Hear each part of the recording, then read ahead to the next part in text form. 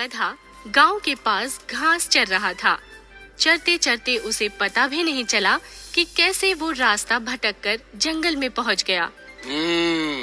कितनी रसीली घास है, कितनी स्वादिष्ट और नरम भी है।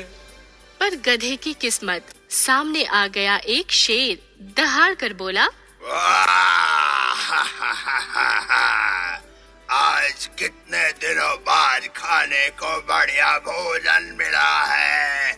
आज तो तुम्हें खाकर अपनी भूख मिटाऊंगा। गधे को लगा अब तो काम से गए भैया। पर गधा दिमाग वाला था।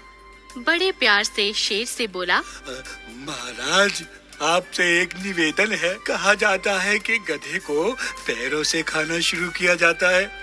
आपसे नम्र निवेदन है कि आप भी इसी परंपरा को निभाएं। हमारा यही हिस्सा सबसे स्वादिष्ट माना जाता है। अवश्य अवश्य। जैसे ही शेर गधे की टांगों के पास पहुंचा, गधे ने लगाई दुलत्ती और भाग निकला। बेचारा शेर पास की कांटेदार झाड़ियों में जा गिरा।